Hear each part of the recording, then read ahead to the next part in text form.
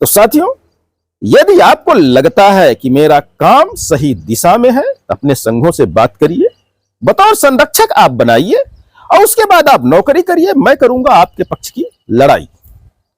और मैं ये आज जो मैं 2.5-3 साल से काम करते करते आज नियमितीकरण की फाइल तक आपके पहुंच गया हूं, तो कहीं ना कहीं हमारे सही दिशा का परिणाम है। और यदि वहां तक पहुंच गया हूं तो अब आपका नियमितीकरण होना तो तय हो चुका है, अब कोई नहीं रोक सकता। साथियों नमस्कार, मैं कमलेश्वर सिंह फिर एक नए अपडेट के साथ साथियों उपस्थित हो गया हूं। जैसा कि वादा हमने आपसे किया था कि जो 434 पन्ने की फाइल हमारे पास आई है, जब उसको मैंने खोला तो उसमें सिर्फ 319 पन्ने अभी निकले हैं, जबकि मुझसे पैसे मंत्रालय के द्वारा 434 पन्ने की राशि जमा कराई गई है। तो साथियों, मैं यहां बता दूं कि यह भी एक भ्रष्टाचार का दूसरा रूप कहलाता है कि पहले हमें बताया गया कि 434 पन्ने हैं, उसकी राशि आपको जमा करनी है, उसका बकायदा लेटर दिया गया, हमारे पास लेटर भी है, और फिर वहां पैसे में जमा कराया, उसकी रसीद भी हमारे पास है 434 पन्ने की जो हमने राशि जमा करी।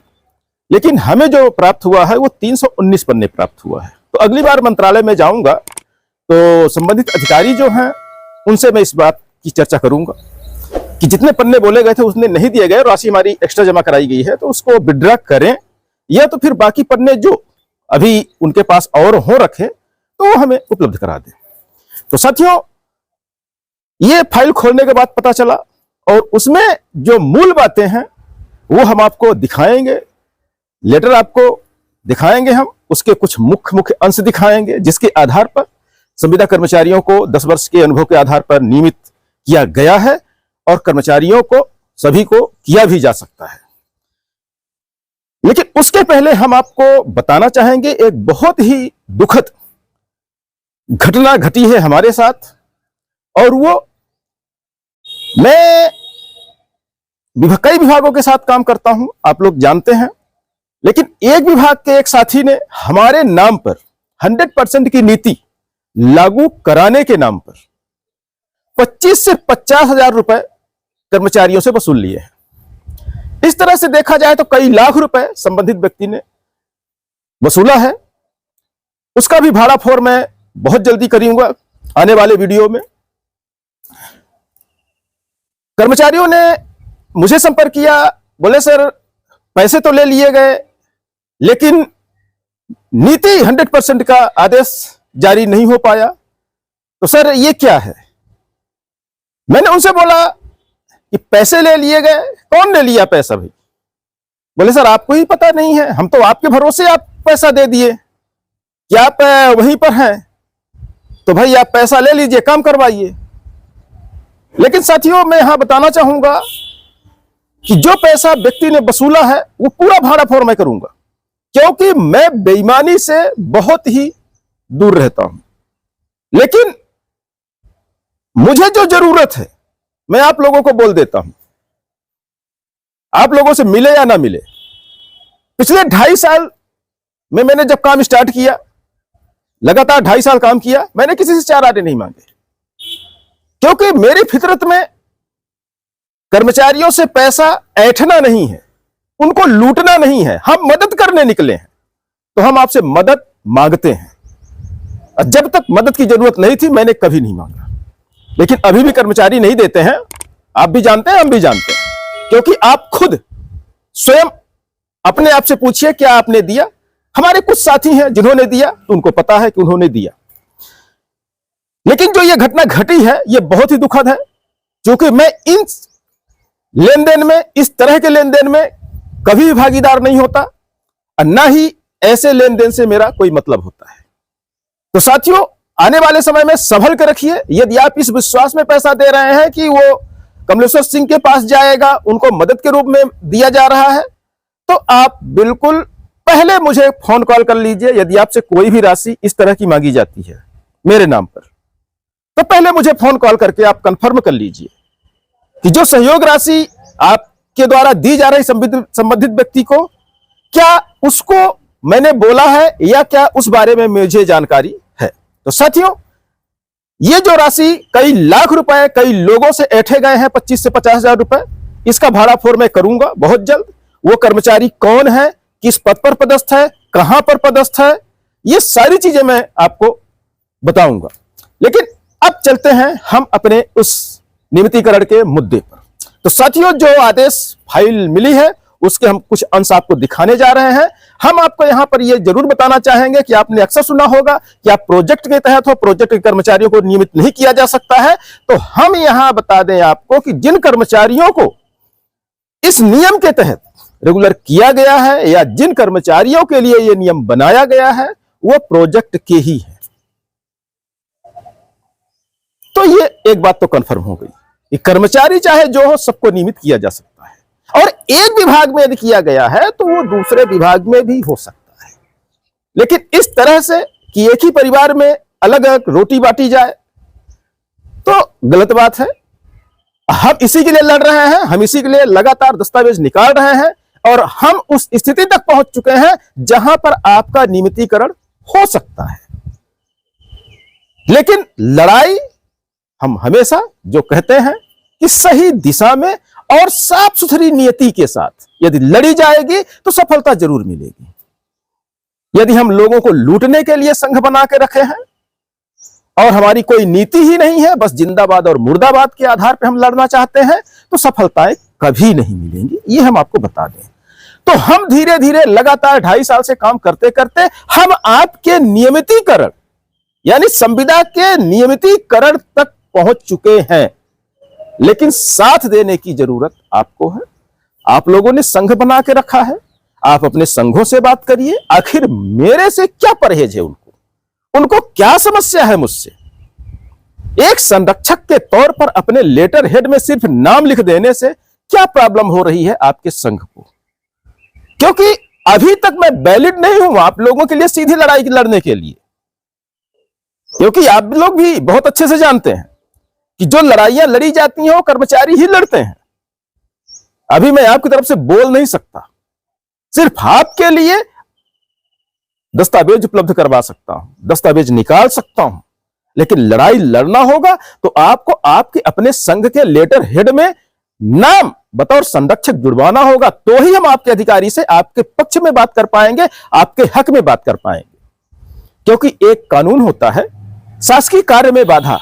आप कर्मचारी हैं तो आप कुछ भी अपने अधिकारी से बात करेंगे, वो शासकीय कार्य में बाधा नहीं कहलाएगी। लेकिन मैं कर्मचारी नहीं हूं, और यदि मैं ये शासन से कहूं, प्रशासन से कहूं, आपके अधिकारी से कहूं कि संविदा कर्मचारी को रेगुलर करो, क्यों नहीं कर रहे हो? तो कहीं ना कहीं सरकारी काम में बाधा का एक्ट हम पर लागू होता है। जब तक आपके तरफ से कोई लेटर हेड में मेरा नाम नहीं जोड़ा जाएगा या कोई लेटर हेड मेरे नाम से जारी नहीं किया जाएगा, तब तक हम आपके पक्ष में लड़ाई नहीं लड़ सकते। तो साथियों, यदि आपको लगता है कि मेरा काम सही दिशा में है, अपने संघों से बात करिए, बतौर संरक्षक आप बनाइए, और उसके बाद आप नौकरी करिए। मैं करूंगा आपके पक्ष की लड़ाई। और मैं ये आज जो मैं 2.5-3 साल से काम करते करते आज नियमितीकरण की फाइल तक आपके पहुंच गया हूं, तो कहीं ना कहीं हमारे सही दिशा का परिणाम है।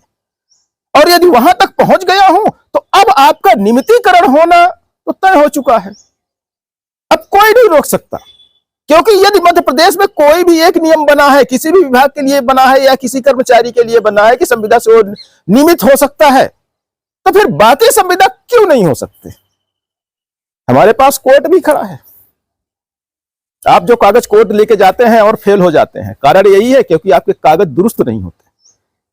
और मैं कोर्ट जाता हूं, मैं कभी फेल नहीं होता, क्योंकि मेरे पास कागज दुरुस्त होते हैं, सर्टिफाइड होते हैं। मैं जो कागज अभी आगे आपको दिखाने जा रहा हूं उसमें आप देखिएगा, अनुभाग अधिकारी की बकायदा सील लगा के साइन करके भेजा गया है। यह दस्तावेज प्रमाणित है, यह विभाग में रखा हुआ है, इस पे काम किया गया है। तो साथियों, चलिए, वीडियो बहुत लंबी हो जाती है, आप लोग भी लंबा देखना पसंद नहीं करते हैं। बाकी यूट्यूब आप चला लेंगे, रील चला लेंगे, लेकिन काम की चीजें आप भी नहीं देख पाते हैं। चलिए हम डायरेक्ट चलते हैं उस लेटर पर।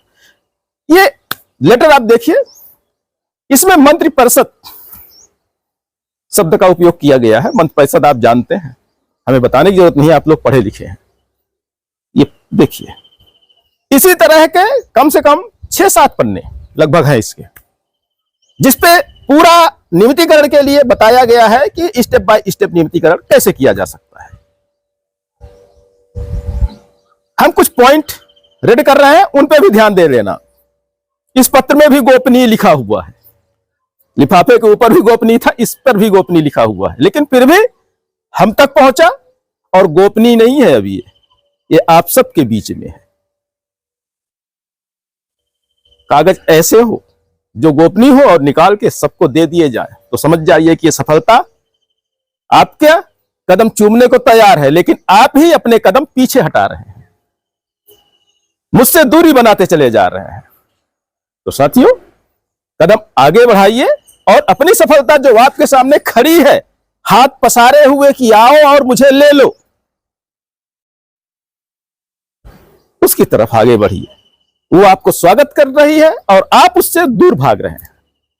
तो साथियों, ये पत्र आपने देखा। अब वो भाग आपको दिखाने जा रहे हैं हम, जहां पर नियमित किया जा रहा है 10 साल अनुभव के आधार पर। तो आप इसको देखिए। बकायदा इसमें लिखा हुआ है कि कर्मचारियों को 10 साल जिनका हो चुका है उनको नियमित किया जाए। आप पढ़िए, हमें बोलने की जरूरत नहीं है। अब बाकी बगल में आप सील वगैरह भी देखते चलिए, सर्टिफाइड कॉपी है। हम हमेशा कहते हैं मैं प्रमाणित पे बात करता हूं, मुझे हवा में बात करने की आदत नहीं है। तो आप इसको पढ़िए। आप पढ़ लिए हैं तो चलिए आगे बढ़ते हैं।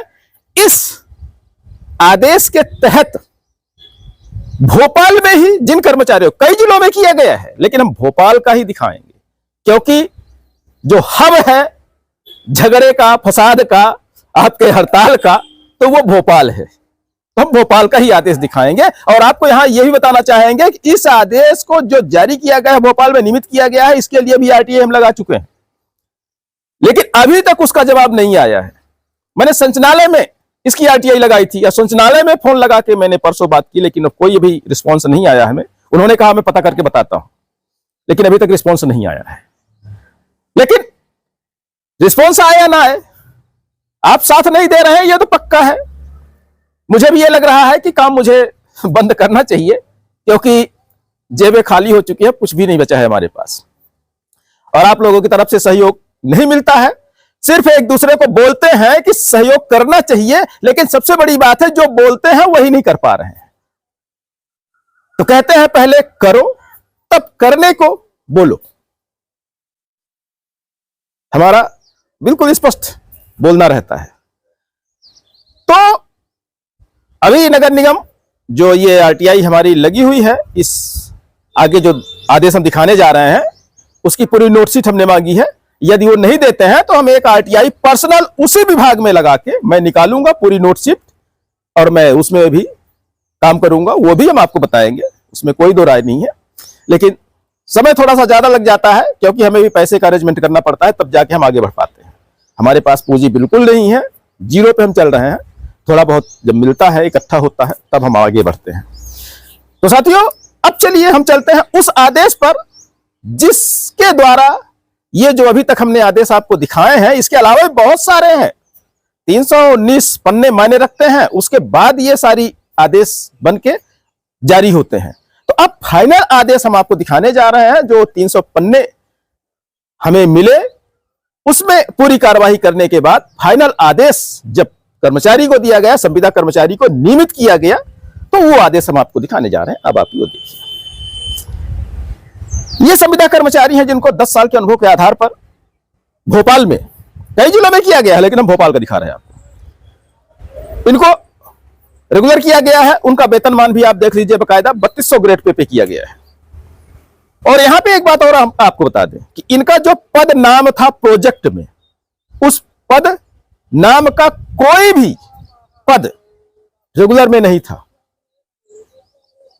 लेकिन इनको समतुल्यता दी गई है।